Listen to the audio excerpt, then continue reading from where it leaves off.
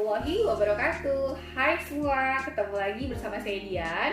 Kali ini saya akan menjelaskan mengenai keputihan.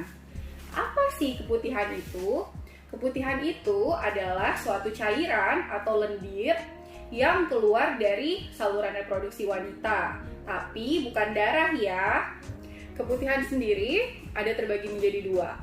Ada yang normal dan ada yang abnormal. Kita harus bedakan dulu nih, yang mana yang normal, mana yang tidak normal. Yang normal apa aja sih gejalanya? Yang pertama, dia berwarna bening atau sama sekali tidak berwarna. Yang kedua, dia tidak berjumlah banyak.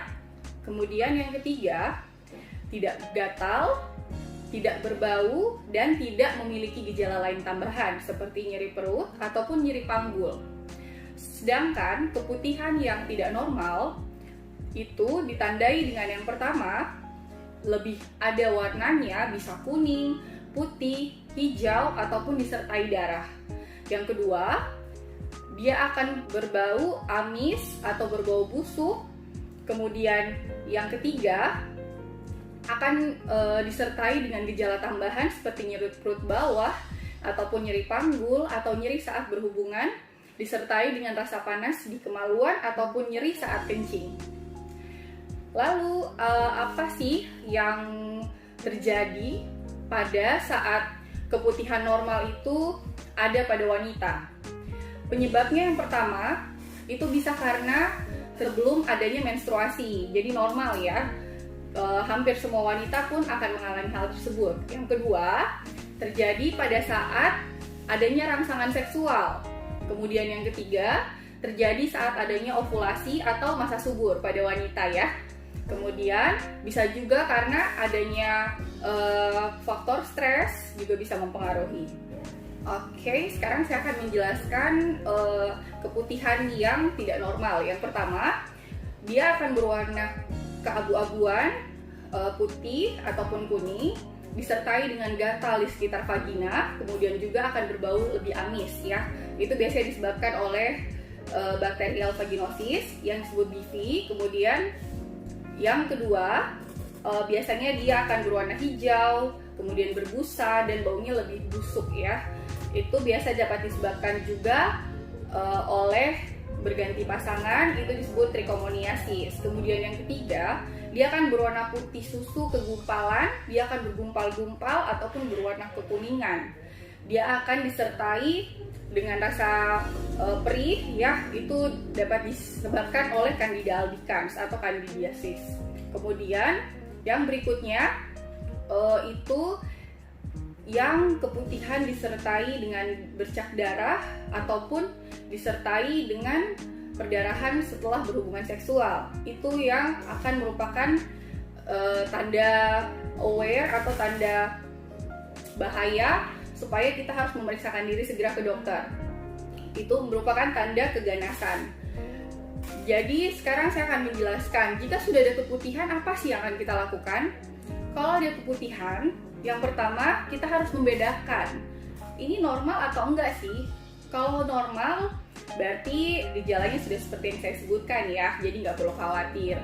Dan kita pantau lagi setelah beberapa hari, kalau dia hilang dengan sendirinya, oh berarti betul-betul normal.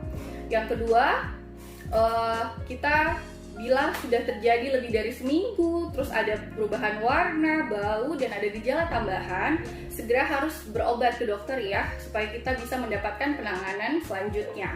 Yang ketiga, pastinya kita harus tetap menjaga kebersihan sekitar vagina kita. Kemudian saya akan menjelaskan pertanyaan mungkin yang banyak orang ketahui, apakah keputihan ini menyebabkan kemandulan pada wanita? Ada yang bisa, ada yang tidak. Kenapa bisa begitu?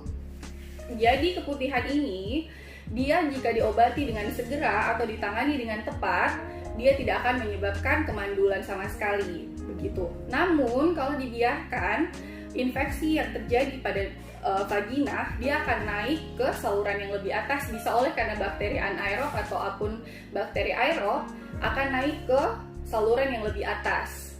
Itu yang akan menyebabkan perlengketan ataupun adanya jaringan parut di sekitar saluran untuk dilewatinya sel telur, sehingga jika terjadi pembuahan akan terhambat karena keputihan yang sudah berlangsung lama dan tidak diobati. Jadi itu yang bisa menyebabkan kemandulan. Namun untuk kasusnya sendiri masih sangat jarang ya.